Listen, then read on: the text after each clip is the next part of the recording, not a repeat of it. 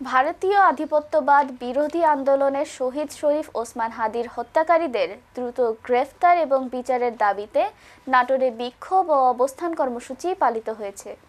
রোববার ২৮ ডিসেম্বর শহরের মাদ্রাসা মোড়ে সর্বস্তরের সাধারণ ছাত্র জনতার আয়োজনে অনুষ্ঠিত এ কর্মসূচিতে বিভিন্ন ছাত্র সংগঠনের নেতাকর্মীরা অংশ নেন।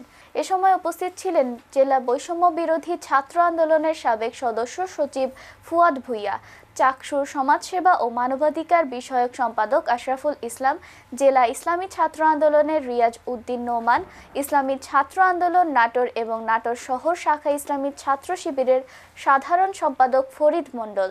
এ সময় বক্তারা অবিলম্বে শহীদ ওসমান হাদির হত্যাকারীদের গ্রেফতার ও দৃষ্টান্তমূলক শাস্তির দাবি জানান। আমাদের হাদি ভাই হত্যার বিচার হচ্ছে।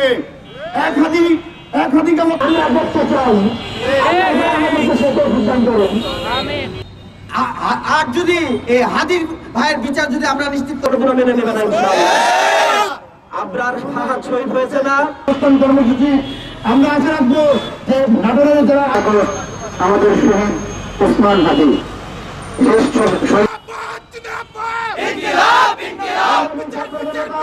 চাইলেই এমন কিছু সম্ভব বাংলাদেশকে পরিবর্তিত করতে হলো। আমার দেশের যারা মেহনত মানুষ, যারা কৃষক